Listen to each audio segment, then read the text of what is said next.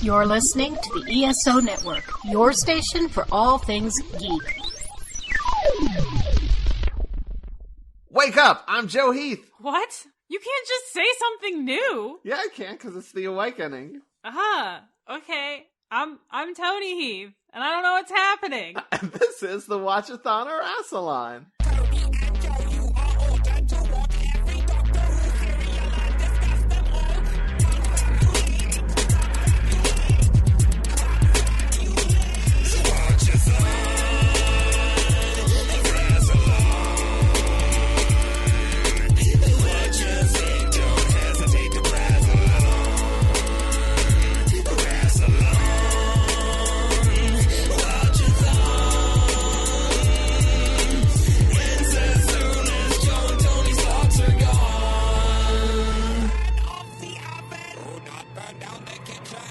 Today we're going to be talking about the second serial of the 21st season of Doctor Who, The Awakening, which consists of 2 episodes that aired from January 19th, 1984 to January 20th, 1984. This is a very short period of time. True facts! And I want to give a special shout out to Matt Golden for sponsoring this episode. Hey, thanks, Matt. Golden! You're welcome. Oh!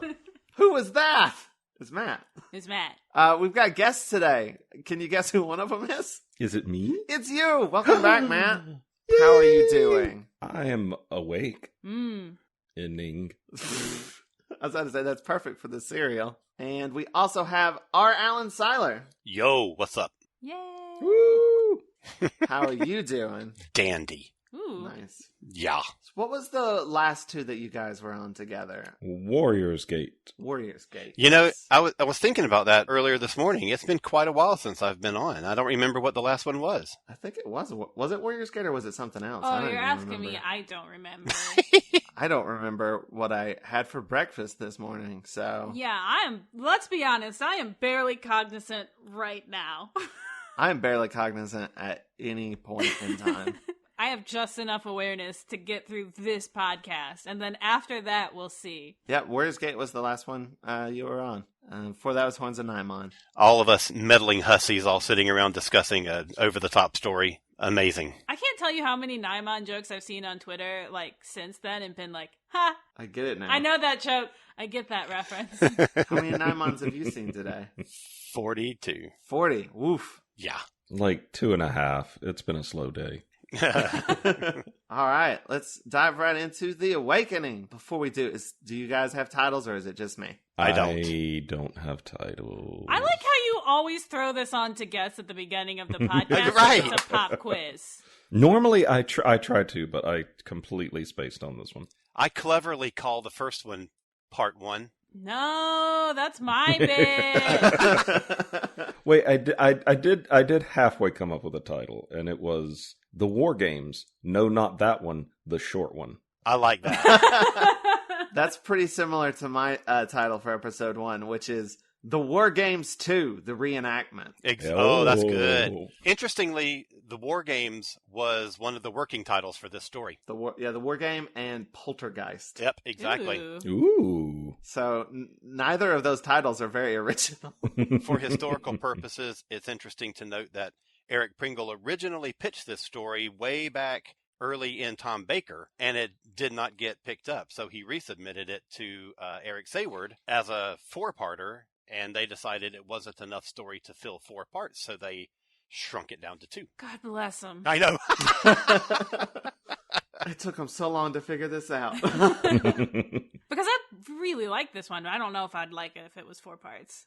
I really enjoy the 2 parts, and the sort of the pattern that developed during the biggest part of Tom Baker's run was that they would do 5 4-part stories and 1 6-part. The 6-parters sort of always ended up being treated like 4 parts and 2 parts. Like Invasion of Time was like 4 episodes of the Vardans trying to invade Gallifrey, and then at the end it's like, whoa, it's actually the Sontarans, so the last 2 episodes are Sontarans, and that's kind of the way that 6-parters were dealt with. So coming into Peter Davison, John Nathan Turner was like, it's better to have more part 1s, so let's do 6 4-part stories and 1 2-parter, which I'm a big fan of. I wish they had have done more two-parters, because pace is so much better. Agreed. Yeah. I'm glad we hit this one around Halloween time, too. Yeah, definitely. It's nicely spooky. I dig the two-parters partly because it's sort of like reading a short story instead of reading a novel. It sort of forces you into like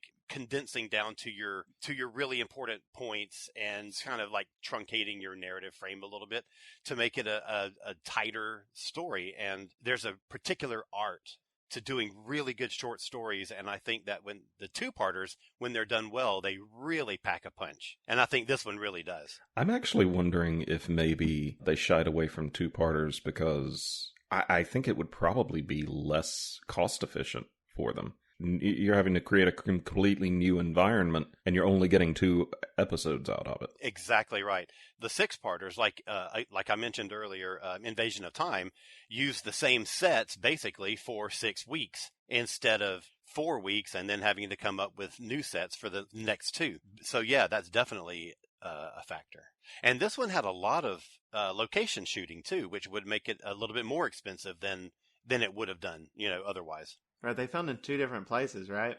To make the same little town. Yes. 2 different locations, and they also had sets for the church. I really love the sets. I think that the set work for this one is particularly good. Yeah, the set work and the creatures.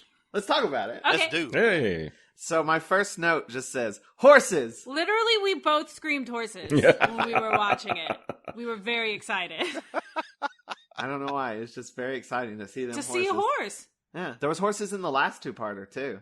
Which is King's Demons. I don't know if we screamed horses then, but... We didn't. There's something about opening... No, that one we screamed, dogs! You get very excited about animals. It cuts between the shots of the horses running and just this woman like wandering around like a farmyard or something, hollering out for a guy named Ben. But it's like it's just like I like how that scene is edited, because it's like fast-paced horses and then just woman slowly walking around. That's a really good point. I noticed that too this time. I've seen this story at least 50 times, and the editing of that opening scene really stood out to me this time for whatever reason. It's just a really nice interplay of those 2 sort of contrasting bits. I loved it. Yeah, I think it also like sort of ties in with the sort of idea of contrasting things, because there's like they're reenacting the past, but it's also in like modern day. That is such a good concept for a time travel show. Absolutely.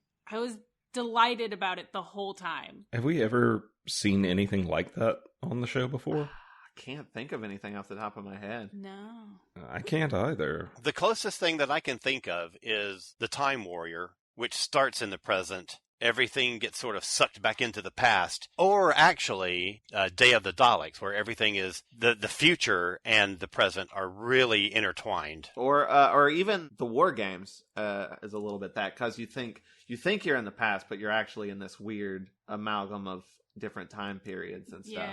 Yeah. So this one definitely does, sort of refer back to the War Games. And also, I feel like feels a little bit similar to the Diamonds a little bit, because it has like the church and the sort of spookier It's got that elements. same town vibe. Yeah. There's something though about like watching Doctor Who where you're just sort of primed to be like, oh, we're in this time period. But you have to like constantly remind yourself like, oh, these are reenactors. They're just taking it very seriously. So like you have those little scenes where I think at one point there's like a phone booth and he's like, should I just phone back? And he's like, nope, not allowed. So like they have to have those moments to remind you almost, because you're so used to like, if you're not trying to remember, you're like, oh yeah, right.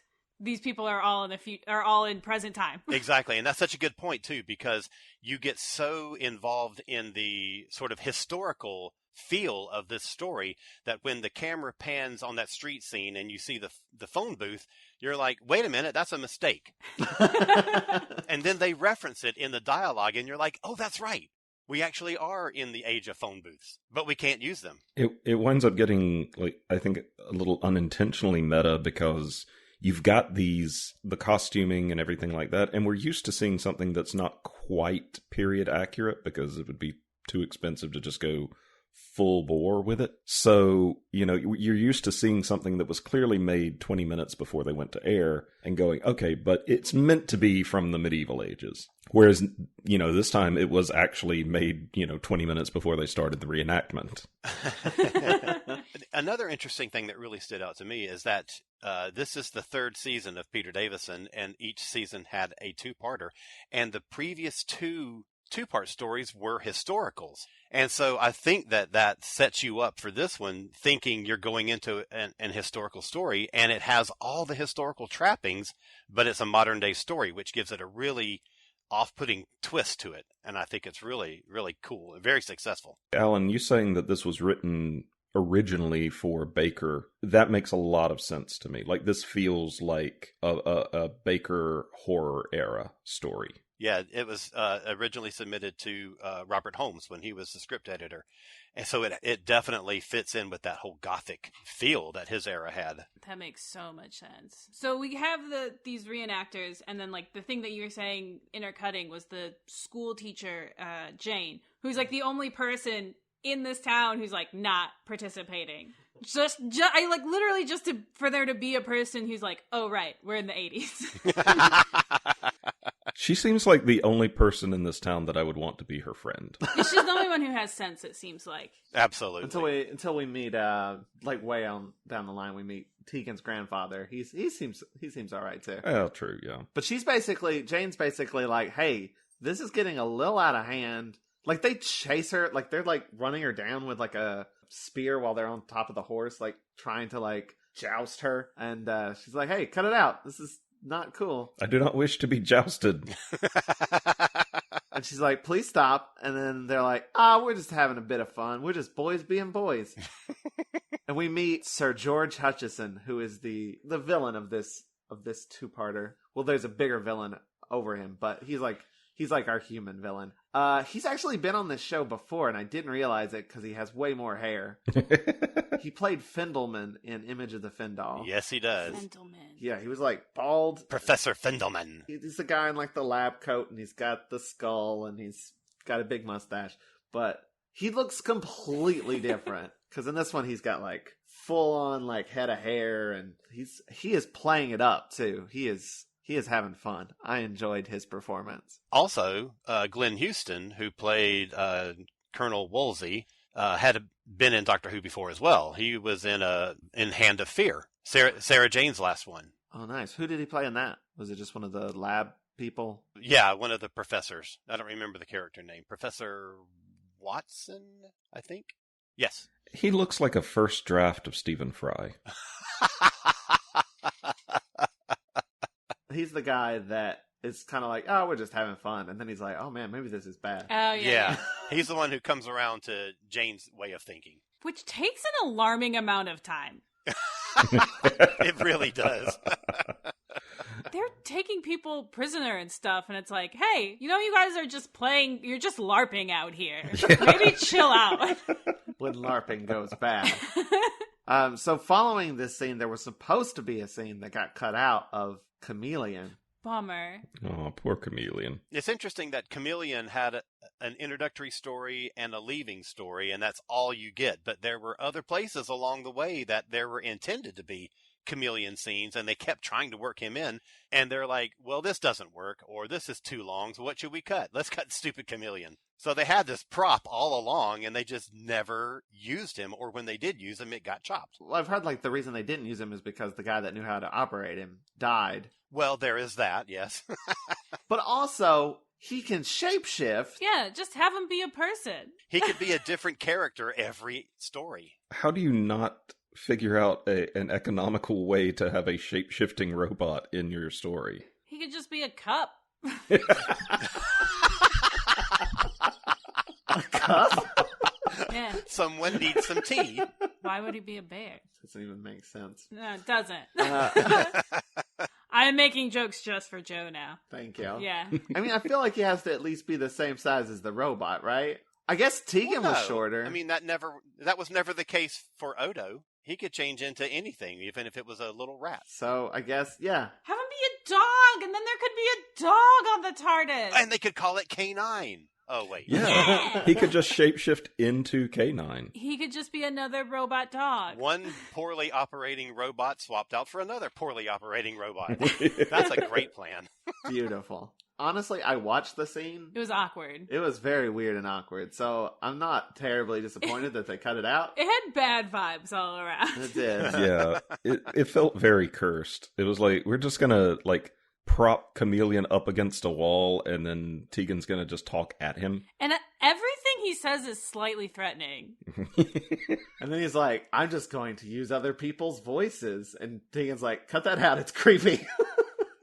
But then we go into the scenes that are in the episode. Turlough's working on the TARDIS.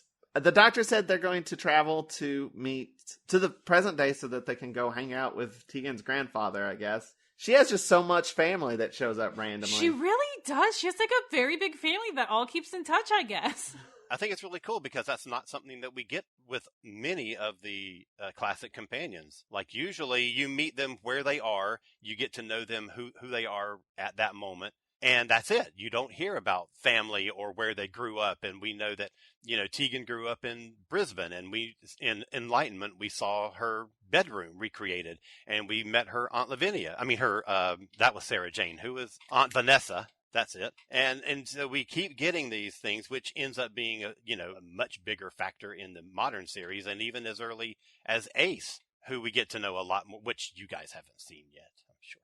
But you'll get there. I'm looking forward to that. Me too. I somehow know that Ace is going to be one of my favorite characters. Yes. Instinctively. Yes, she will be. We also met one of Tegan's cousins, right? In Arc of Infinity. Arc of Infinity. Yeah. Oh, yeah. I knew there was another family member in there. Yeah, so she's just got family all over the place. And now we're going to meet her grandfather soon. I guess the Doctor's got the TARDIS working well enough that he can just... Like, he spent like a whole season like, I'm trying to get you back. And then by the time they finally did get back, she was like, nah, I want to hang out some more. Now I guess he's like, yeah, fine, we'll just go to Now it works 1984. fine. Though they're like, are you sure you did it right? Because they land and they turn on the scanner and there's like a wall falling down and like this 17th century person running away from it. And they're like, you fucked it up again, Doctor. Turlough's like, no, actually I checked the thing and it's 1984. It's just a bunch of weirdos out here LARPing. Like I kind of have a hard time focusing during exposition-y scenes. You really do. And then you're like, I don't know. I didn't understand that thing. And I'm like, that's because they said it directly at you and you're like, I don't care for this. So there's an exposition-y scene that happens with Jane, and they're sort of setting up the, like, this is all, like, we're doing reenactments and stuff a little bit more. But then there's, like, one bit right at the end where my brain did turn back on because I was like, wait, what? Where he's basically like, no one can leave or enter the city. And it's like, whoa, wait, what? Coincidentally, that's my second favorite music cue in the whole story, because he says, no one may enter or leave. And then a snare drum goes, boom. I just love that. It's like got so much like doom laden into it. It's so good. Is there a reason why everyone listens to this guy for so long? George Hutchison? Yeah, like it's the bad guy thing, or because like he's like, no one can enter or leave the city, and everyone's like, you can't do that. But then it seems like he does. Well, he is the local magistrate, so he has a level of power over the town, basically. I think it's a combination of that and because I don't know what that means. Like, what exactly? Malus. Like, how much power does he have? Well, complete and total, it seems. Do you mean just like in an actual real life political sense? Yeah, I mean, like I was watching this and I was like, what does a magistrate do? Because I'm American and dumb. He magistrates. Right? Privately, preferably. Is it like a mayor? Because mostly I was watching this and I was like, just don't listen to that guy. He's dumb. He's being a big weirdo for no reason. Yeah, Wikipedia just refers to him as the town's leader. So I think it's a combination of, like, he's basically a mayor with a sword. This makes sense. Pistols. He's got pistols. Or pistols, too. yeah. He double fists them at one point. Meanwhile, Team TARDIS sort of wanders out looking for that guy they saw on the scanner. And they wander out into an old church. And we sort of see the guy creeping around, looking at him from behind stone pillars and stuff.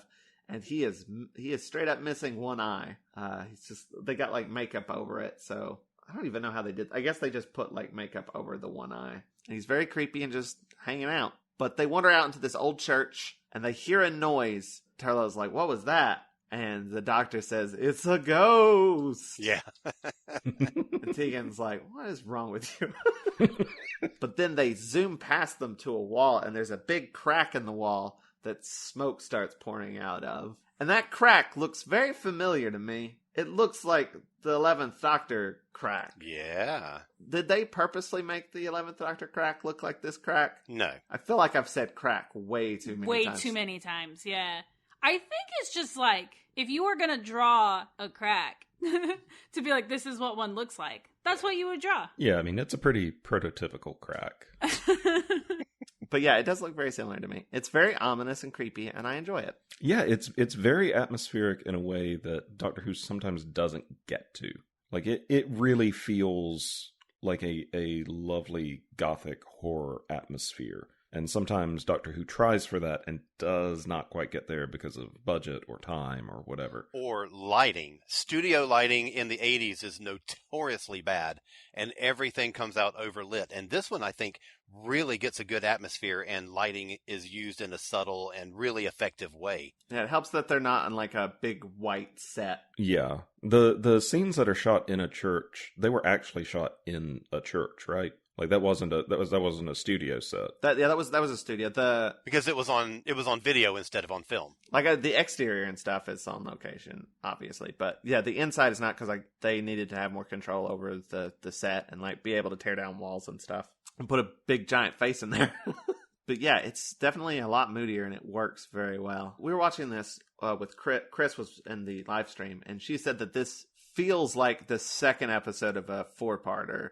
And it just kind of throws you into everything. That's very good. We don't have to like take forever to set stuff up. It's just like you're here, and there's like a weird guy with like one eye, and there's like a smoking wall, and there's all these reenactors, and it just throws everything at you all at once, and it just pushes you right into the story. Now there's a lot going on, and I think it is to the story's ultimate benefit. The one thing that I will say that I missed about it is this is a story about an ancient evil slowly awakening, title drop.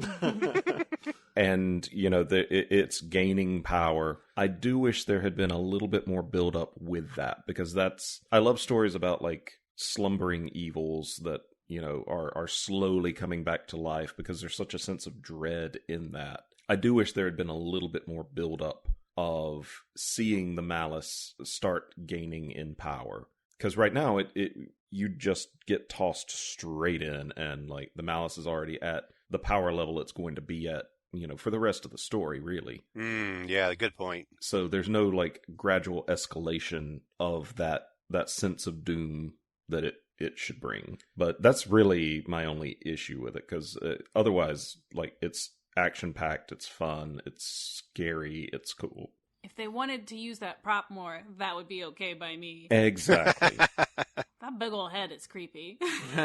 But not as creepy as what we'll get to in the second part. Oh, I love him. I love him so much. Anyway. They all get caught by the, men on horses and taken to, I guess, the central hub. They say, like, we're here to see Tegan's grandfather. Jane is like, he's gone missing. And Tegan storms off upset about this. So dramatically. Very dramatically. And then she like throws her purse up on her face to cover her crying, I guess. And then that guy with one eye takes her purse and runs inside of a barn with it. And she follows him in there and gets locked inside the barn. Then we get Sir George comes and tells the Doctor all about, like, they're doing this celebration of, you know, the war stuff. The Doctor's like, that's a little weird that you're celebrating it, right? And he's like, it's our heritage, which as a Southerner is a thing I hate hearing. Yes, I hate the H word. Although I do think there is a version of this story that you could do set in the States with the U.S. Civil War, and I think that would be really impactful. Wow. The apartment that we used to live in was like an old Civil War barracks, and so they would do reenactments like in our front yard. I mean, it wasn't our yard, it was the circle, yeah. Yeah. It was like common ground, but it was like directly in front of our house. And so like when we lived there, we used to be like woken up by like cannon fire. Oh my gosh. Oh no. This episode reminded me of that so much, of just like suddenly being in the middle of a reenactment. And you're like, I gotta get to work. Yeah. How do I get out of this? You're like, How do I get out of my parking lot? Excuse me.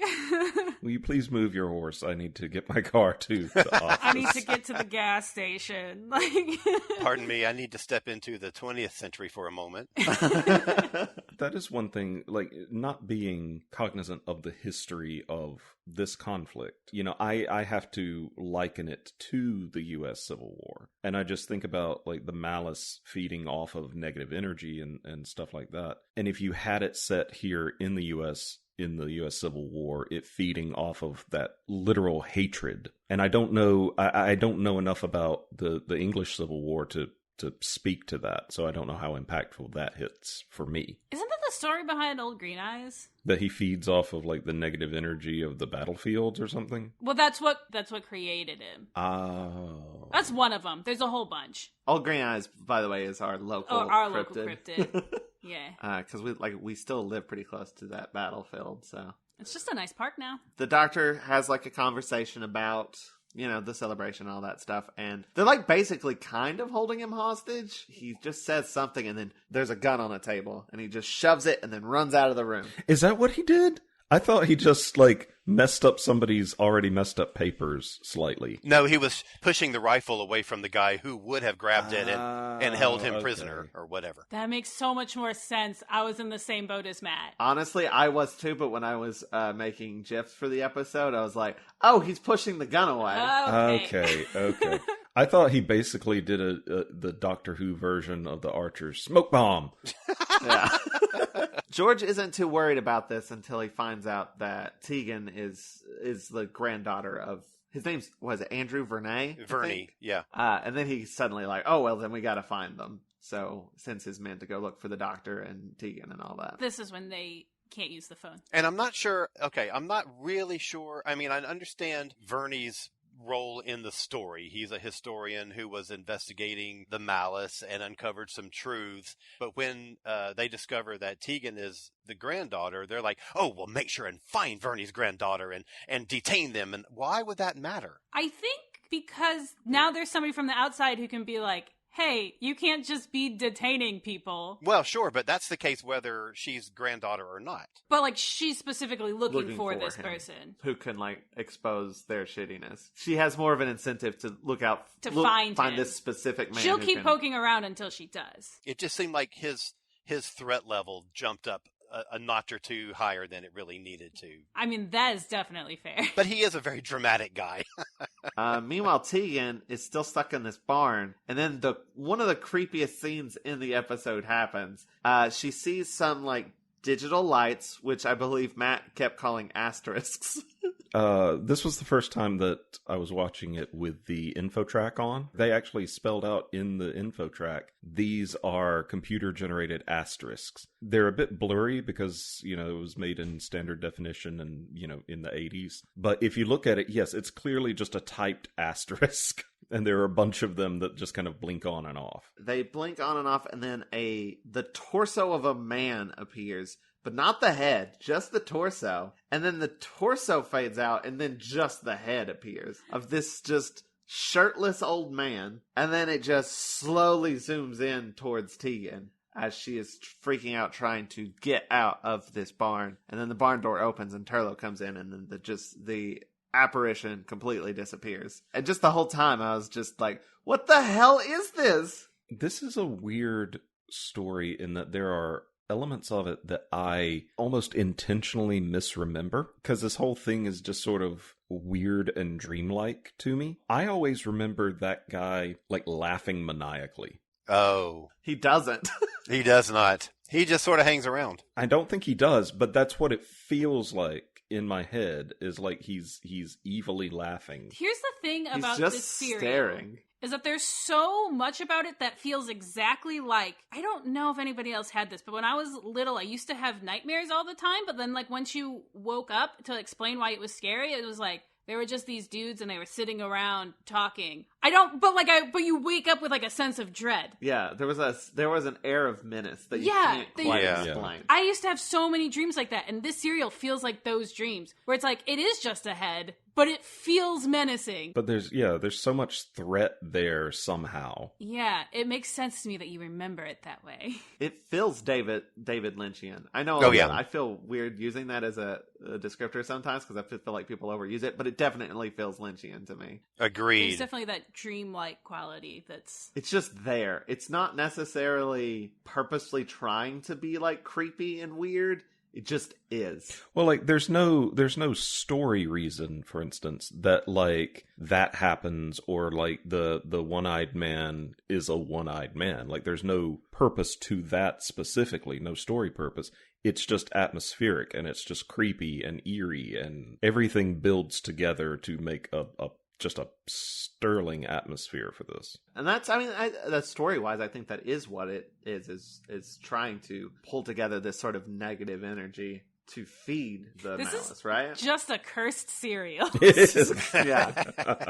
They showed up to film it, and that wasn't even in the script. It just was there. Yeah, that guy was just there, and they're like, hey, we can use this, and we're the BBC, we don't have to pay for it, so it's going in. Speaking of the one-eyed man, the doctor bumps into him and falls down and stands up to look at him, and he's like 300 miles away. And he's like, how did he move so fast? And then he just starts chasing him. Because he also sees that the guy is holding Tegan's purse, which is bright red, so it's easy to see. The doctor chases him back into, I believe, the church. He's like, where are you? I saw you. Come in here. Where are you? And then we hear the sounds of war. And then someone just bursts through the wall and climbs into the church to get away from the fighting. I believe it's a priest hole that he was hiding in, right? Mm-hmm. Which is a very uncomfortable term to me.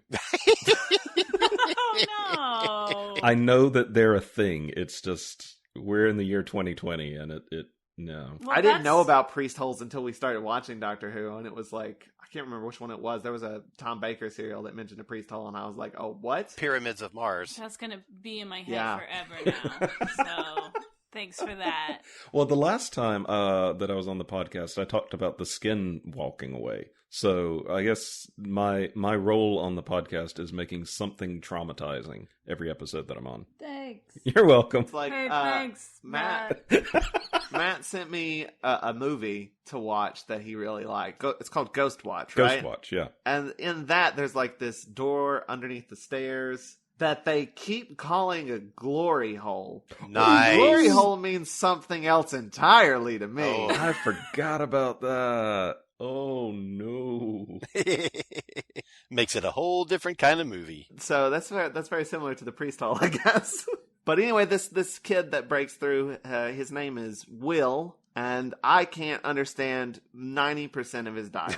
Oh, come on. I can't. I don't know. In the info track, it was actually, it said that the dialogue for Will Chandler was actually written phonetically. Wow. Mm. So apparently no one else could either, including the actors. Just make these mouth sounds. I love Will Chandler. I think he is such a great character, would have made a superb companion, could have been the modern day Jamie. Modern day in the show, not modern day as in, 20th century. And I was reading up on it just before we started, and he was considered as a possible next companion. And just like with Katarina, JNT decided, well, no, he's just too childlike, and he would be too grating on the audience, and it would never work, so let's don't do it. It'd be hard to explain modern day concepts to him. Yeah, they'd have to constantly explain, oh, this is a door. No, it depends. I mean, you would have had to do that with Jamie, too, but it worked with Jamie. Right, Jamie just rolls with shit. Yeah, that's the thing about Jamie. He's like, yep, okay. And then goes on with his life. Exactly, and that's all you have to do. If you think about it, that's what you have to do. I mean, it's a difference because it's information like that the audience already has, and that's what's annoying. But like that's what companions do. Like they get thrown into the future, and they're like, "Okay, fine. You people have computers in their heads, whatever." Like you have to do that. So there's no difference. You have to have a companion like that because you can't be explaining things all the time. Yeah, I think you either do that or you do it as comedy, like Great Flying Beastie. The difference I would say between Will and Jamie is Will is a very nervous, timid character. I guess they already had a Turlo, so they didn't need another one of those. But like Jamie has the sense of self to just roll with things. So if the doctor says, "Oh yes, that's a dragon, we have those," and Jamie's just like, "Yep, all right." Whereas Will would cower in the corner until the doctor like went through and explained, "Oh no, this is actually an airplane, and it is a metal contraption that is used to fly people. People can fly now." I can see them not doing it just because they wouldn't want to do a copy of Jamie. That reasoning would make sense, but I don't think the reasoning that I've read makes sense or is valid. I will say, it definitely feels like he's being set up to be a companion. Like even at the end when he doesn't go back, it's like, oh well. Okay. I also think that Jane Hampton would have been a great companion. Oh, she would have. And sort of in the same vein as Evelyn Smythe in the audios, where she's not as old as Evelyn was, but she's certainly older than the current doctor, a history teacher. So she understands, and I think she would be a really terrific character, and they just never went that direction with any of the companions. Man, that would be great to have a history teacher. Yeah. Like it would be so fun. I mean, we had Barbara. Yeah, but like especially like in the modern era, like we haven't had anybody that has that kind of background. Clara was a teacher though, but not a history No, teacher. Clara became a teacher when they wanted to fit that element into the 50th anniversary episode. I think Clara taught English.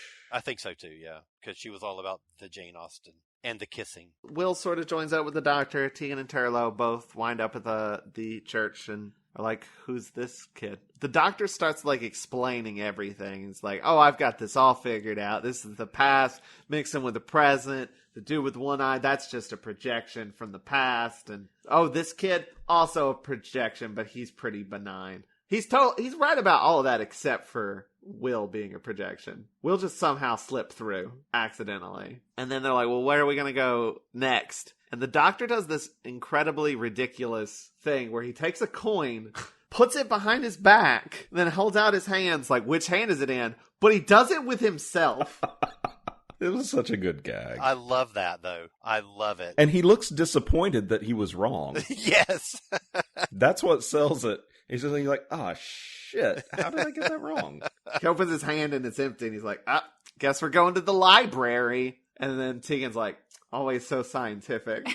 One of the things that I love about this story is that it's got so many really great moments like that. Like it's a truncated story down to 2 parts, but they factor in all these great little character moments. And some of my absolute favorite Fifth Doctor moments are in this story. I just think it serves every one of the characters so well. Oh, yeah. I love those. Like, that's been sort of a recurring gag in the Fifth Doctor era, is the Doctor, like, doing dumb coin things to figure out where to go. And then, like, he'll be like, "We're going this way." And then he'll be like, "Actually, no, I want to go the other way." So he'll flip it again.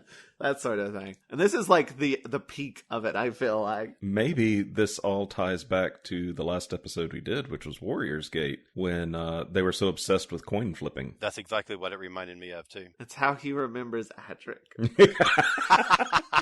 Maybe that's why he looks sad when he flips a coin. One of the men, I can't remember his name. I think it's Willow. Something Willow. I don't remember his first name. But he's like the second in command underneath George Hutchison, and he's just a real dick the whole time. Basically locks Jane in this room so she can't get out and call the police, because that's what she wants to do. And there's just a scene where she just straight up slaps him in the face, and it was very pleasing. Another little info bit from the trivia. That was not scripted. The slap? Yeah. Oh, wonderful. That's awesome. Wait, what? Yeah. She just slapped him. Nice. Did he know that she was going to do that? I don't know. He certainly looked surprised, and I thought he was just a good actor, but no. Yeah. You can't just slap a fool. You gotta talk about that beforehand. Maybe he had like tried to steal her sandwich on their lunch break, and she was just carrying that anger. That's fine then. Yeah. Sandwich-related revenge is totally okay in your book. Yeah. Right on. Yeah, right that makes on. sense. No, that's fair. You don't touch the sandwich. Will and the Doctor go looking at gravestones to show that, like, he's in the future. Like, there's like, look at this death date or whatever. It's after the time you think it is. And he's all like, well, that's weird. And then they hide out inside this building because like the men on horses are coming around and like, oh, we gotta hide. They see a face on the floor that starts freaking Will out. The doctor starts questioning him about it, and Will's like, that's Malus. And I thought it was Malice, but it's Malus. That shit doesn't work so well on TV. No, it doesn't work in dialogue at all. No. But he's like, the Malus comes and it makes things worse. It makes people fight more. It makes everyone sort of more bad. And the doctor presses the face in, which I thought was really cool. And it like pops the floor rises up to reveal like a passageway, a secret passageway. And I was like, that's a floor door. I was very excited.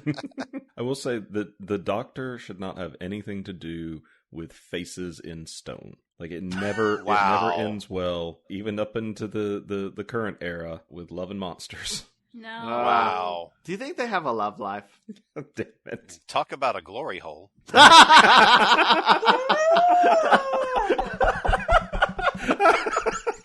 gonna be all right, love? Oh my god. It's fine. Turlough and Tegan aren't here for all this face in a floor thing. They have went to the TARDIS for some reason I don't remember, but when they get in there, they see that there's asterisks on the TARDIS wall. But then they get chased at some point by the men on horses. They run up to a puddle. Turlough's like, let's split up. And then he runs off, leaving Tegan to have to run through the puddle, which I think is rude. I don't know. But Tegan gets immediately caught on the other side by the Willow guy. The guy I think is a dick. Which she apparently couldn't see was right there. Yeah. Well, to be fair, like the entire time she's running through the puddle, she's looking over her shoulder the entire time. Oh, I know, but still, he had to have been coming from a distance. I mean, to be fair, she was probably looking back going, Turlough, you're a dick. What are you leaving me for? Again? She's certainly warranted in that. There's so many times in this serial and past serials where Turlough's just like, well, there's nothing we can do. Might as well leave. Yeah. I've tried absolutely nothing, and I'm all out of ideas. I'm really interested to know when these things were filmed, because in the earlier scene where the doctor runs into the one-eyed guy and the one-eyed guy runs away, it's really nice and sunny. And when Tegan and Turlough are getting captured, you can tell in the puddle on the floor that it's still sprinkling. So weather has changed considerably in the short amount of time that we've been in this one episode. Yeah, and they did film in 2 different locations. It might have been rain in one place and not the other. That's what the info track said, was they had to match it just as best as they could, but it was super sunny in one area and then it was raining and overcast in the other. But, you know, something Malus. There you go. It's controlling the weather. It's bad weather in the 1800s that's just slipping through. It's a projection. Fucking Will Chandler brought it with him. It's sunny weather that is LARPing as rainy weather. But Willow grabs her, and that's part of when, like, his name is Ben, right? Woolsey? Yep. Ben Woolsey? Exactly. He's like, hey, like, calm down a little bit. It's still just a game. And then, like, he's like, well, I'm just obeying orders. That's what they all say. Yeah. Don't have to enjoy it so much, I believe is also what he says. Yeah, that's a good scene. I like that scene. Meanwhile, Jane finds a secret door underneath a curtain, gets out of that locked room, and bumps into the doctor and Will, who are also in a secret passageway, but from that floor door, and they hide out from the people trying to find them. In a well spotlit space underneath the stairs. And they find some metal on the floor that the doctor is like, oh, this is Tinclavic metal. It's alien metal. And then she's like, but it's all squishy. How can it be metal? It's squishy. I believe she actually says squashy. And then the doctor just rattles off this whole, like, big long thing about it's from the planet Raga, which is mined by pterodactyls, strictly for the people of, I don't remember who the people it's for. Harkol. Okay. But the pterodactyls have been on the show before. They were in The Visitation. Exactly. I love that little callback to the pterodactyls. That I do not believe that was in the original script. I believe that was a say word addition. So it was. He wanted them to come back.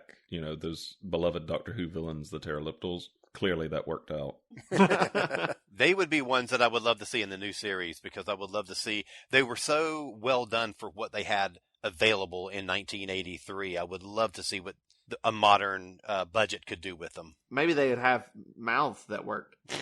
You ask so much, Joe. On the info track, they made great pains to point out that the ball of Tinclavic that the doctor finds is the fidget toy that Sir George is playing with throughout the rest of the episode up to that point, and he like goes to put it in his pocket, and unfortunately, clearly you see him put it in his pocket, but it's meant to be that he dropped it accidentally. Oh. So that's where the Tinclavic came from. It wasn't just random Tinclavic. It was his fidget spinner. Right. His fidget squasher. I remember him playing with it because I was like, this is very David Bowie and Labyrinth sort of thing. Meanwhile, they have taken T into a room and told her to change clothes because she's going to be the May Queen. And why she goes along with it, we have no idea. Well, if you got like thrown in a room and like put on this very pretty dress, I'd probably put on the pretty dress. It's a nice dress. Has anyone ever been locked into a room and been told to dress a certain way and it worked out well? No. I'm always just super impressed that it fits. That's a good point. That's true. It's like a perfect fit for Tegan. Every time. It's perfectly tailored to the person every time. So crazy. Sacrificial dresses, just automatic. They're just one size fits all. They're just completely elastic, the entire dress. They're like those shoes in Back to the Future Part 2. You know, the clothes and everything. You just press the button and it goes, and then it fits to you. That's what it is. That's a horrible sound. My mouth is very dry now, too. That's the sound that the granite face makes. Oh my God, I was thinking that too, and I was thinking I should not go there for a second time. If you can't go to it on our podcast, when can you go to that? What is the podcast for, really? Good note. I appreciate that.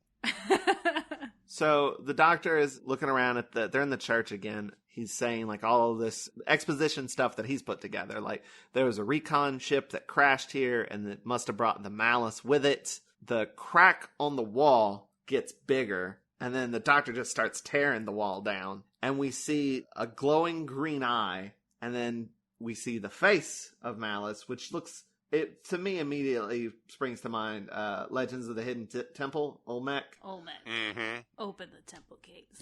The choice is yours, and yours alone.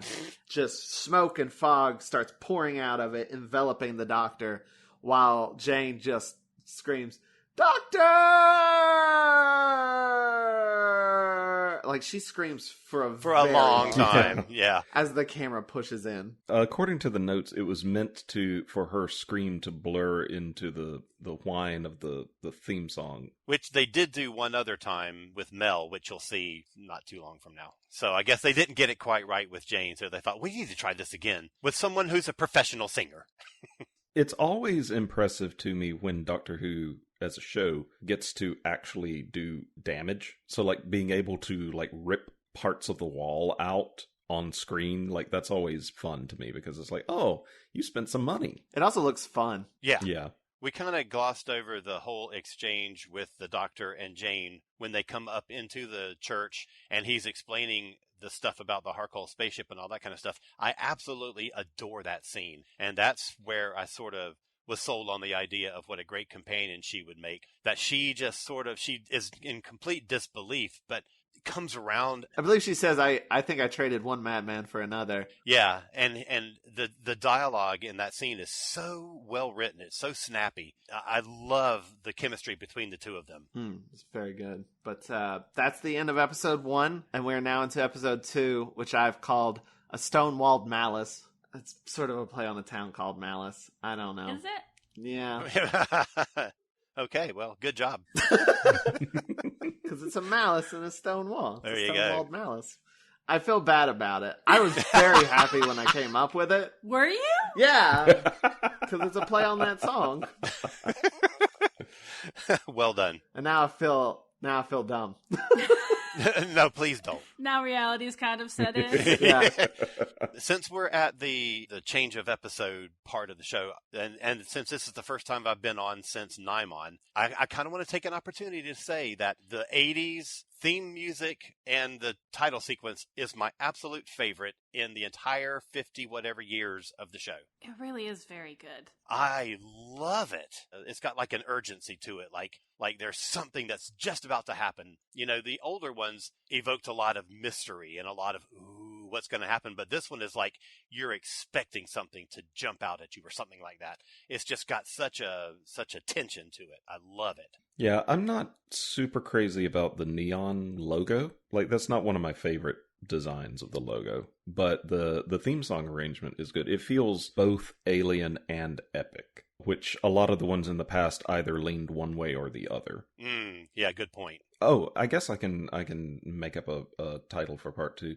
Since I copied off of the series earlier for part 1, I guess my title for part 2 would be The Face of Evil. No, not that one. Ha! Good. That's perfect. Yeah. Stonewall Malus is terrible. You know what, though? But it's charming. I still love you. I love you too. Aw. My first note just says, it's the devil. The cliffhanger is immediately just like, they just go and sit down and talk some more. Exactly. Yeah. I'm like, man, that was fucked, right? Yeah. Just big face just appeared, but let's sit down and talk about it for a second. At the end of the episode, isn't the doctor like under psychic attack or something where he's like, my mind. Well, that's what I thought was going to happen, but I don't think that is what happened necessarily. I don't know. He just holds his head and then gas and smoke pours over him. And then at the beginning of this episode, he just sort of stumbles back. He's like, oh no, I'm fine. Yeah, I was like, it's fine. Sorry, I ate some ice cream and I had a brain freeze. And then she's like, what is this? And he's like, look at that thing on the wall, that carving, that picture or whatever it is. And she's like, but that's the devil. And he's like, yup, this is the devil. But yeah, it's the Malus from, I guess, some planet. I like how, for some reason, the enormous living stone alien face that is spewing smoke and has glowing green eyes and is clearly evil. I like how, for some reason, the fact that that face is inscribed on a stone behind them is somehow supposed to raise the stakes. It's like, oh, this terrifying thing. Yeah, sure, that's a thing. But look, someone made art of it. Oh no! That's a good point. And then the asterisks return, and the one-eyed man returns, and Will just immediately runs away. Then the one-eyed man turns into a cavalier, which I only know because I looked at the Wikipedia. And he starts stalking his way towards the doctor and Jane. And then the wind starts blowing at them as well. Such a wind. And the doctor's like, it's just a projection, but it could maybe kill us, so we should maybe get out of here. So they run away. And then there's a scene where Turlo is just sort of sneaking around, hiding behind a wall, and like one of the reenactors walks up behind him and can very clearly see Turlo, and then just taps him on the shoulder and then captures him. My note says, tag, you're it. I believe that might have been a joke you made, Matt. Yeah, it was. Because he just walks up to him and he's like, okay, now you're going to die. And he is captured and taken to a cell, I guess. He's locked inside of a building with Tegan's grandfather, Andrew Verney. Okay, this is another one of those weird dream things that stick in my head. Every time I watch this episode, I forget that her grandfather's actually in it.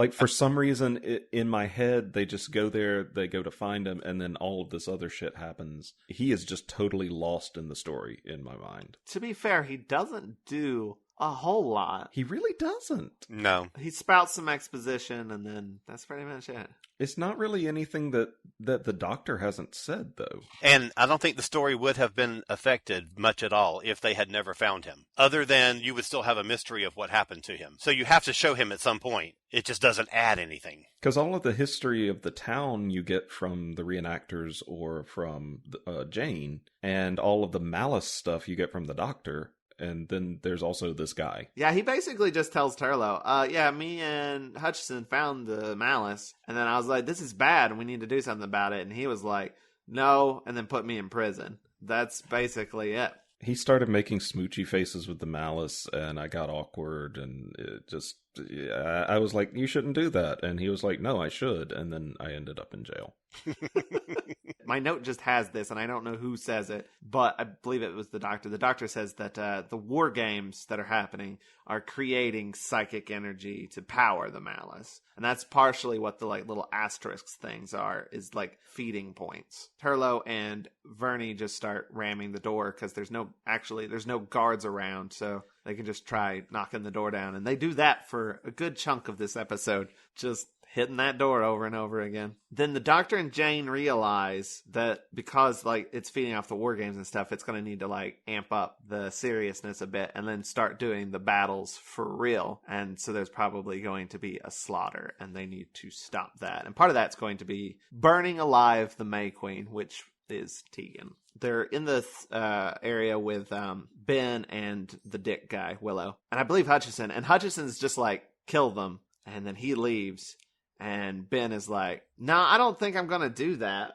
I'm going to be a good guy now. This scene has my single favorite line of dialogue in the Fifth Doctor era, where they come in the room and they're like, Tegan's right. Everything is really, really bad. You must stop the war games. And Hutchinson says, stop the war games? Are you mad? You speak treason. And the doctor says, fluently. That is a very good line. That is clever writing. I love it. That's actually in my notes, and I accidentally skipped over it. Yes, it's so good. Because I also have a note where it says Ben is having second thoughts. And he says, I didn't know that the Malus was evil. Right. It's so evil. How did you The miss thing that note called this whole the time? Malus. Right. How could this be? So clearly Ben's aware of it. He just thought, it's just a stone face that does good things. It'll be fine to serve this new stone face god. Yeah. He seems on the level. But yes, then the treason thing happens, and then kill them, and then Ben's like, nah, I'm just gonna be your friends instead. But they're like, well, let's not send Tegan off to her death. And he's like, yeah, but they already know she's coming, so we should probably still go. So they head off with Tegan on the cart, but at some point they swap her out for a scarecrow, like a straw person wearing the same clothes. She has been replaced with a less attractive but more humane straw queen. That's what Ben says.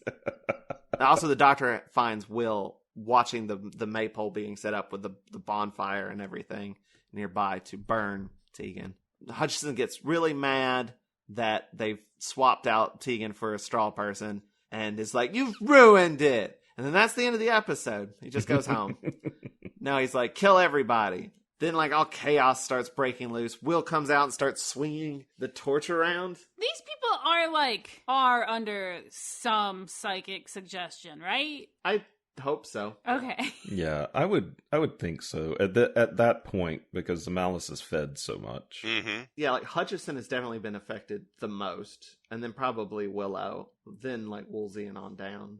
I think it's like whoever has had the most contact with the Malus. Because at a certain point, it's just everybody, and you're like, these aren't people making choices, right? And you see that a little bit later on, too, sort of when we get closer to the ending, where they're about to actually stop Hutchinson, and then you can see Woolsey and Dickhead, and they just sort of go at each other with... So you see that he's extending his influence over individuals. The more powerful he is, the more... Yeah, the more he does, exactly. Gotcha.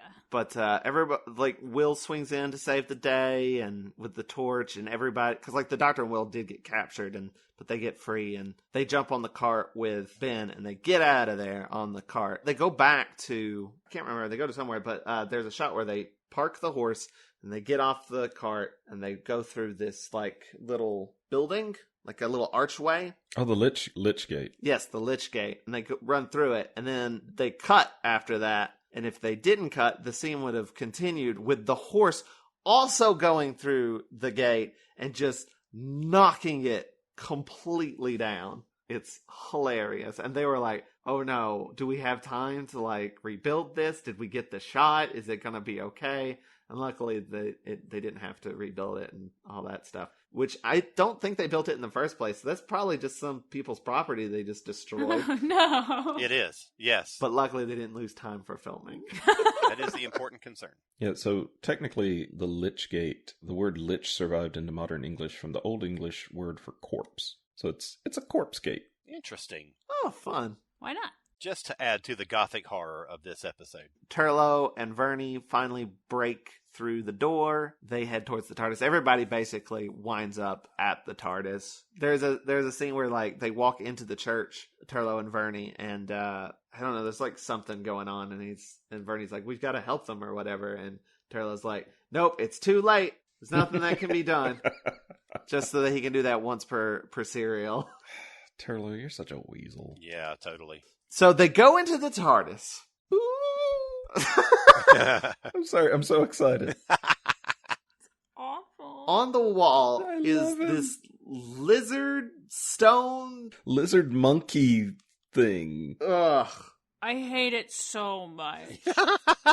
Head is turned around backwards so it can stare at him as it clings to the TARDIS wall. If that thing would have moved more than it moved, I would have lost my shit. This would be the last episode of the podcast. I'd be done watching Doctor Who.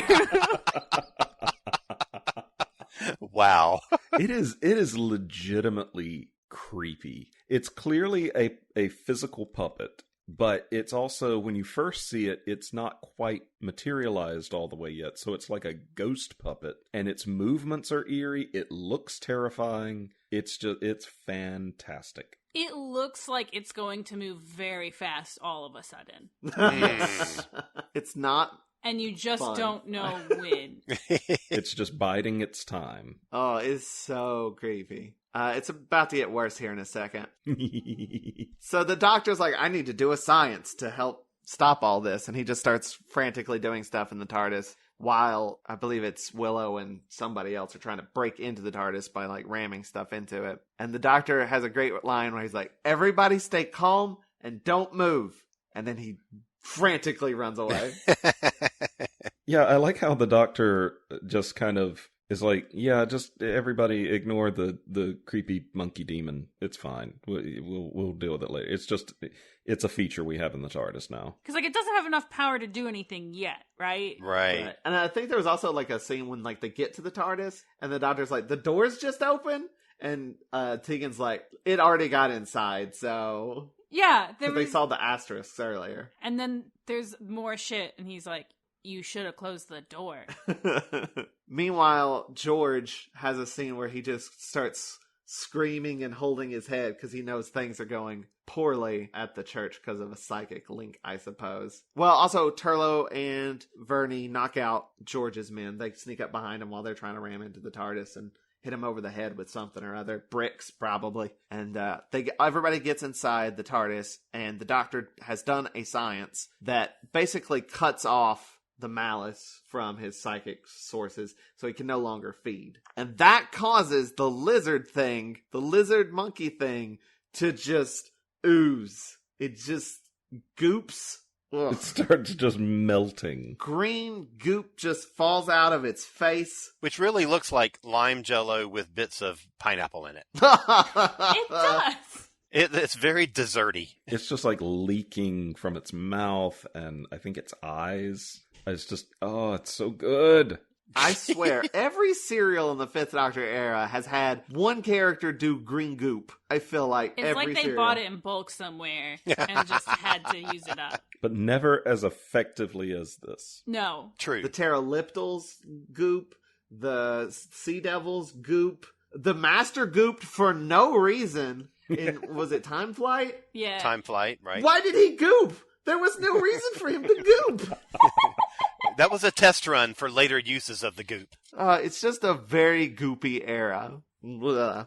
It's the most disgusting thing in this episode. It's very good, but it's disgusting. Yeah, it's wonderful that by that point, by the time the Doctor has redirected the psychic energy, the physical Malus has fed enough that it's materialized into actual solidity. And so that's when it starts being all goopy and dying. And that just makes it even better / worse.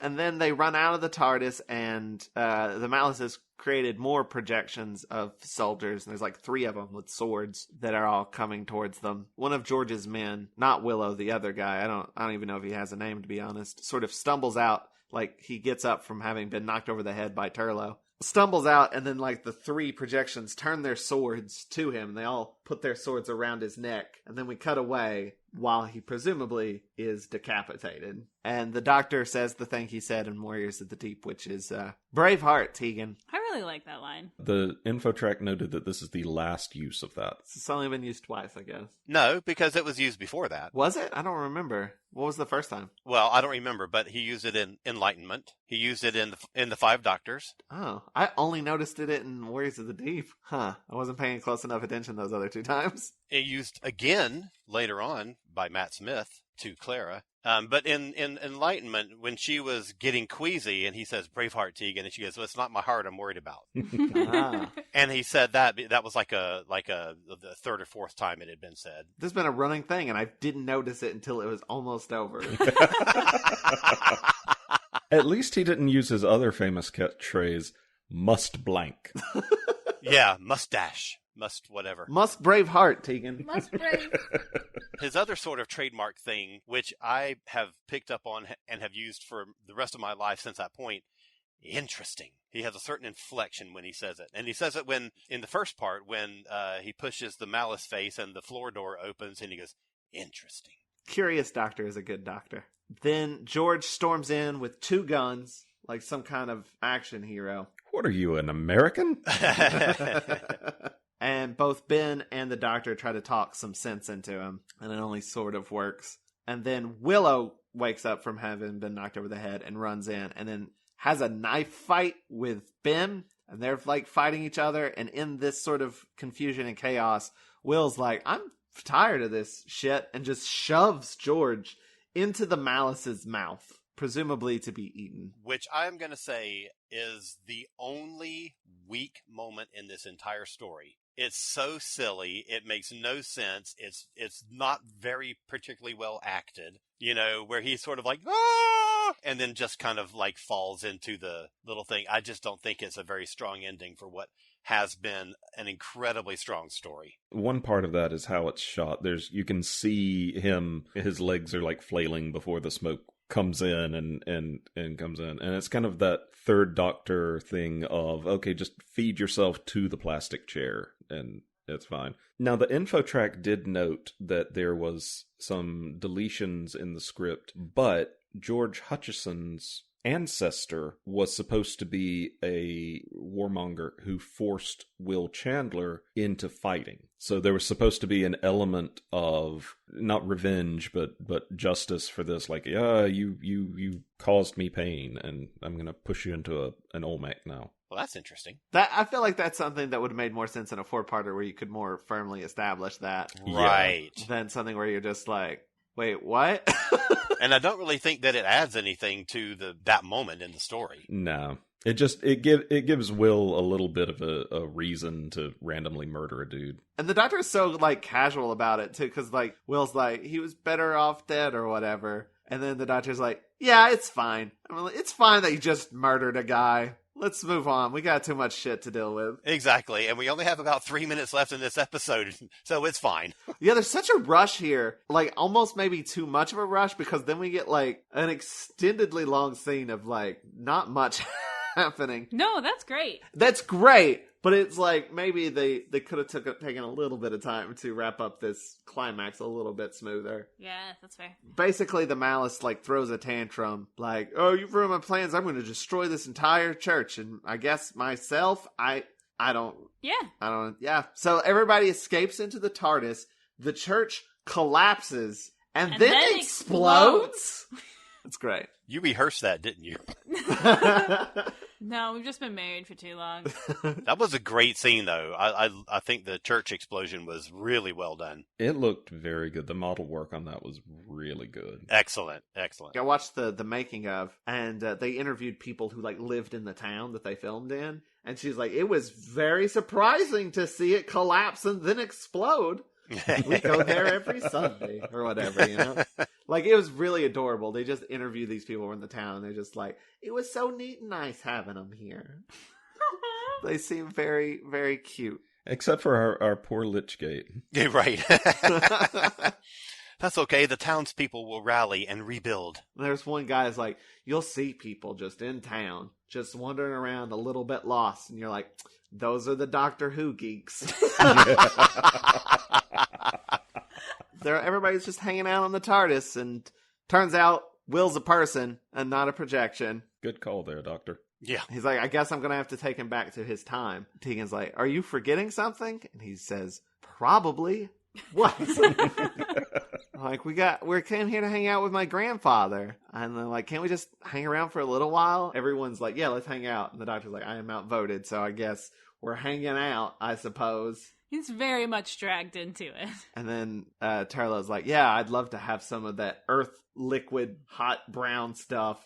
I don't know, he describes tea in the weirdest way. And then there's just a bit of a conversation about tea. And Will's like, what is it? And the Doctor describes it very weirdly as well. Like, I can't remember exactly what he says. Hot leaf juice, and I love it. Yeah, and that's the end of the serial. Just everybody's going to go hang out and have some tea. Okay, the info track also noted that there was a thankfully deleted line from Tegan, who says, well, Doctor, this isn't going to be the last place that we land where we're greeted with Malus, and everyone groans. Oh my God. So that was written. That's horrible. That made it into the script. Now, surely that was a joke. Like, yes. Joe's episode titles. A stonewalled Malus? Yeah. It was written, and everyone in the TARDIS was supposed to groan at it. Wow. And then it freeze frames while the credits roll. Right. And that's it. That is the end of The Awakening. Excellent. So we are going to take a quick tea break, and we'll be back for final thoughts. Crisis for the geek kind. Top geek officials admit they underestimated the hipsters' defense capability. Join the geek revolution and save the galaxy. Geeks from all over the globe are joining up to fight for the future. They're doing their part. Are you? Want to know more? Join Weeby Geeks and the Geek Revolution and save the world. Service guarantees citizenship. Listen to Weeby Geeks podcast on iTunes and Stitcher or online at WeebyGeeks.net. Weeby Geeks, your voice for the Geek Revolution.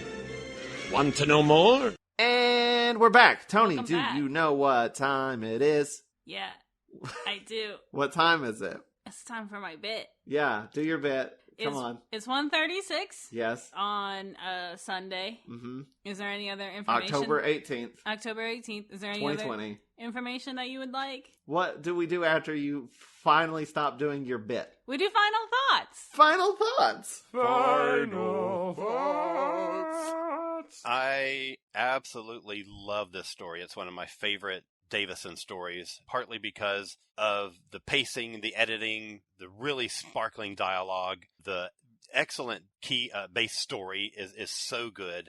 It doesn't waste time. As soon as you start in, it carries you through. I think it's incredibly well done. One of the reasons, and I'm kind of biased towards this because the first time I ever saw it, back in the 80s, John Nathan Turner used to do these sort of like one-day convention kind of things in America. He would do different points, and he would always come to Central Florida. So we got, little one-day cons with John Nathan Turner and Peter Davison and Patrick Troughton and all this kind of stuff. And he would always show whatever episodes from the newest season, because every market that you go to, Doctor Who was on PBS, and they were all showing different things, and usually Tom Baker. So the audience would not have seen any of the newest seasons. So he would always show stories from the current season. And the one that I remember the most clearly is seeing The Awakening in a big theater full of people, where everyone laughed at the right moments and cheered at the moments and oohed at the great moments. And it was such a cool experience for such a really, really good story. And I think it's one of the highlights of Davison's run. And really quickly, I also want to point out, and I should have mentioned this earlier, we were talking about the sets. The set designer on this was a guy called Barry Newberry, who had worked on the very first Doctor Who story, Unearthly Child, did a ton of work during Hartnell's era, did, I think, maybe one Pertwee and a couple of Bakers, and Awakening was his last thing that he did. He retired after this, so this was his last professional job. And I think it's an exceptional production for him to go out on. So well done, Barry Newberry. This is a really fun one. I'm super glad that somebody made the choice and said, hey, let's make this 2 episodes, because there's just the right amount of content, pretty much. And it's fucking scary. This is a creepy serial. Matt was sending me pictures of the stupid lizard thing on Twitter, and I was like, thanks, I hate it. It's a goo boy. Ew. Yeah, I don't have a tremendous amount to say just because it was really good. There are also a lot of really good lines in this one, I think. So, like, only having 2 episodes, I think you still have enough time to get, like, cute little moments, and the secondary characters, I feel like, were developed well enough, especially Will felt like they were developing him to be a companion.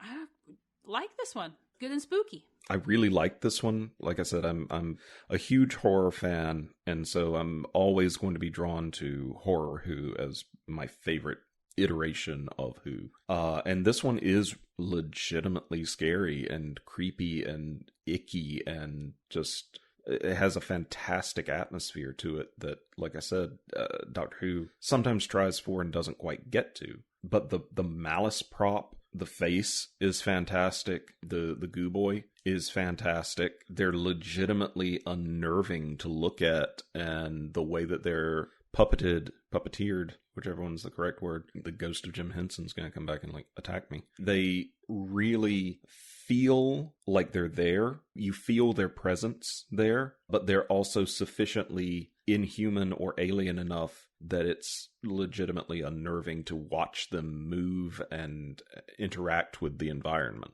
The sets are fantastic in this one, and that definitely adds to the atmosphere. The church sets are great. The lighting is great. The camera work is great. The one thing, like I said earlier, that I kind of wish this one had, I almost wish this one were 2.5 episodes, just to give a little bit more build up to the Malus, just because that's something that I enjoy so much, is that growing sense of unknown dread. Because once a creeping evil like that is revealed, it's crystallized, and you can recognize it in your mind, and it's less scary than that unknown sense of something is happening, something is growing more powerful, and all I know is it's malicious, it's evil. There are no limits to it in my mind. Once it's actually put on screen, then you can defeat it. So I do wish there was a little bit more of that, but otherwise the writing's great, the acting's great. I would have loved to have seen Jane as a companion.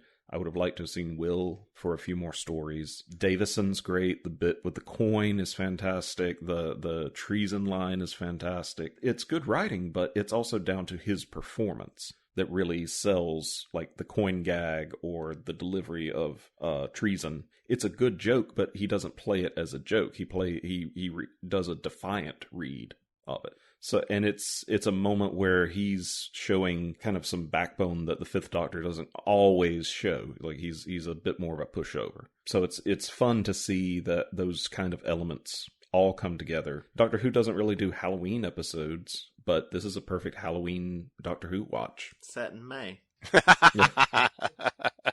Halloween year round. I don't know. I thought this was garbage. No,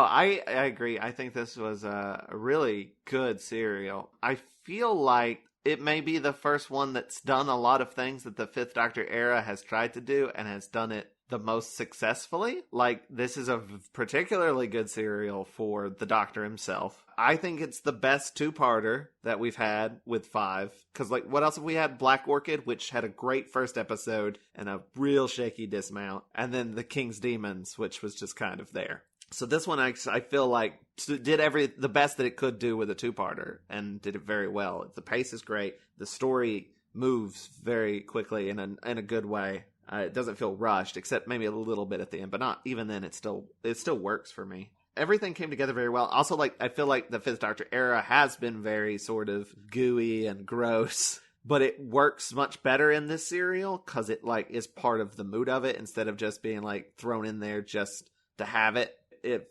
feels like a part of the whole thing instead of just throwing it in there. So like the stone lizard thing just gooping works in this episode that is so like about mood and atmosphere and terror and just, weirdness. It works a lot better. in that context than just having the master goo out of his nose for no reason. So yeah, just everything came together very well. It looks great.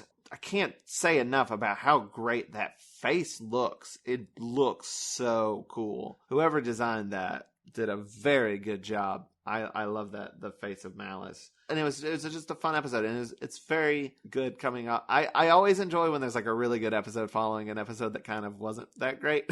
So it always like gets me rejuvenated for like, yeah, I forgot this show is great. All right, let's keep going. Because Where is the Deep was a little bit disappointing, and this one just more than makes up for it. Yeah, I liked it a lot, and I can't wait to watch more. We're so close to finishing 5, and it feels so weird because I feel like we've barely watched any of them, and that's probably just because we came off of 4, right, which felt towards the end like we were never going to finish. Yeah. That's how I used to feel when I was watching it on PBS back in the 80s, and they would get up to like maybe, a Peter Davison season, and you're like, oh my God, I can't wait to see more. And then they would double back to the beginning of Baker again, and you're like, oh my God, 7 more years of this shit before I can see new episodes. And it would take forever. And then finally you would get to Davison season 3. And you're like, oh, thank God, new episodes, ones I've never seen before. And then as soon as that's over, back to the beginning of Baker. Oh, my God. I will say, I think you could completely cut Tegan's grandfather and Turlo out of the story entirely and use a handful of those minutes at the beginning to do more build-up. Man, I feel like that's true of Turlo most times. Exactly. After his first trilogy of stories that introduces him, and you get through the whole Black Guardian thing and Assassinate the Doctor thing, he doesn't really serve a lot of purpose. Yeah, it's not even like I don't like him. He's just kind of there. Exactly. It's like they didn't really know what to do with him once that purpose was served. I will tell you, spoilers, his final story is a really good Turlo story. Actually, the last 2 are really good Turlo stories. But in between there, He's sort of like a chameleon who actually shows up on screen. Well, it feels like, and I don't like Turlo, and Clara's my favorite companion, so I feel bad equating the two. But it feels like he had a very plot-centric purpose, like Clara did when she was introduced. But the difference is, after the plotness of it was taken care of with Clara, she became a full-fledged character. Whereas Turlo exists, or like somebody accidentally renewed his contract. That sounds right. I don't find Turlo annoying. No, not at all. No, he's just there. Yeah, he's kind of pointless. He's also somewhere between ages 15 and 57. It's unknowable. He's definitely an alien, but like he never like particularly comes off as super alien until they do like that weird thing where he just describes tea weird. But like that doesn't seem like something he would have done. He seems kind of inconsistent. I don't know. Well, I think he was actually talking about ale, but he, because Will's essentially a miner, and he says, "Oh, you mean ale?" He covers his tracks, and he says, "No, I mean tea." And Will's like, well, what the hell is tea? That's what I think that scene is doing, I think. It's a little unclear. It is, but it's a cute moment. Pretty much what we got going on before we wrap up this episode. Alan, is there anything you'd like to plug? Yes. Visit cosmicpress.com, KOZMIC.com. My first picture book is out. I have copies of it in hand. Finally, it took forever for that to happen. And so I'm going to be getting copies out to my crowdfunding supporters very, very soon, like in the coming week, I hope. So you guys will be seeing one very soon. So that, and plus all my Doctor Who books. Doctor Who's Greatest Hits, Facing the Raven, Children of Time, The Companions of Doctor Who. So cosmicpress.com. What was the name of the children's book again, the picture book? It's Lucy Can't Dance. But spoiler alert, she finds out she can. And now I don't have to read it. Oh, I know. It's gripping. Trust me. You gotta put a spoiler tag on this. Matt, is there anything you would like to plug? I don't think we're talking about it yet, are we? I don't think we are. Don't think so. Oh, now we have to. Come on. Oh, now I want to know. So just a bit of suspense to keep the audience in. I don't know. Follow me on Twitter. I'm a goddamn delight. That is true on any platform. EM Golden. I guess that's pretty much it. But I will touch on the thing that we're not talking about a little bit and just say it's an anthology. We can say that much without any sort of details, I guess. Ooh. Can we? Sure, why not? Well, it's been said, so That could mean anything. All you right. know? There is an anthology in the works. The end. Tony, anything you want to shout out? Please watch The Unseen World. woohoo! Everybody in this episode has worked on that show. Yeah. Yes. Holy shit, yes. And Alan's episode is going to be coming out soon. It's super cute. Oh, I can't wait! I'm so excited. I'm not doing the story edit on it, and it's driving me crazy. Somebody else was like, I really want to do the story edit on that one, and I was like, okay. Oh, wow. So I'm waiting for it to be turned in. But they've done a good job on other stuff before, so it'll be good. Season 2 is coming out soon. You can watch it all where all of our socials are. See Unseen World everywhere. It's on the Roku, on the Heartland Network app, and it's online. You can watch season 1 and season 2 eventually at watchheartlandtv.com. But you can also see it on actual television now because it's syndicated. Yeah. It's been Check picked your up local in syndication listings. in, if you're in like one of the top 20 DMAs. Now that's all jargon, but it's been picked up by a lot of people, so you should check your local listings. That's awesome. That's really cool. I just got like the numbers of like how many stations it sold to. I have no idea like who picked it up and when it'll be running. So Wow. Congratulations. That's fantastic. thanks. So and that show was created by Tony and Matt. Alan's on an episode, did like a interview for an episode. Yeah, Land of Oz. that episode's gonna be so good. And I did some light editing here and there on the show. So Yeah, so if you like all of us, you should definitely check it out. even if you don't like us, you should check it out. Who is listening to this podcast? Like, are they hate listening to the podcast? Oh yeah, I'm like, sure. I'm only listening to this because fuck these guys. I'm pretty sure there are people who will listen to it and be like, "Oh, they got that wrong," and then just yell at us. You haven't made it until you have hate listeners. That's a sign of success. Is it like Ben and Polly stands? Hey, I like Polly. Yeah, Polly's great. Polly's great. Polly's fine. And I she like has Ben. an adorable haircut in the Macroterra. But yeah, I'm not a fan of Ben. I don't like Ben. I like Ben when he took his shirt off. Was that the Savages? Yeah. The only footage that exists because censorship. If you did like this episode of the podcast, you can check out more on watchyourassalon.com. And if you'd like to help us out, you can become a Patreon patron at patreon.com/watchathon, or you can find our Amazon wish list at watchyourassalon.com/support. And you can sponsor an episode of the podcast by purchasing a DVD or Blu-ray for us. We'll mention you on the podcast and put your name on our Friends of Rassilon page. Speaking of, special thanks again to Matt Golden for sponsoring this episode. Hey, thanks, Matt. Golden.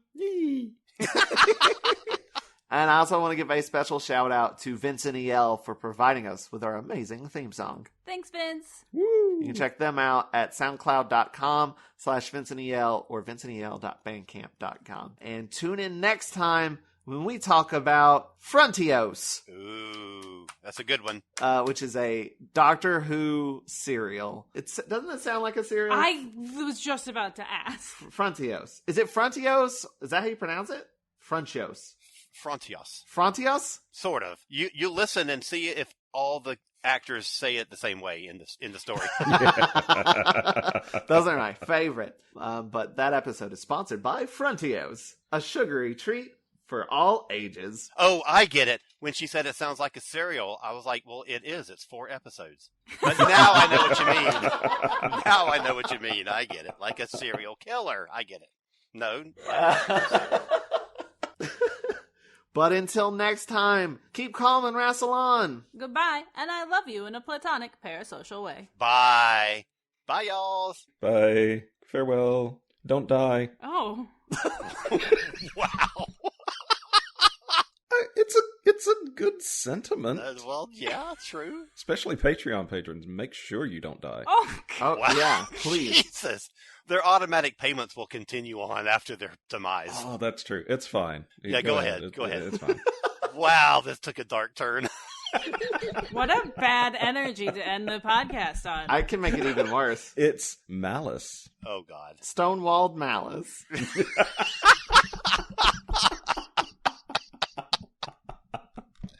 Oh my God.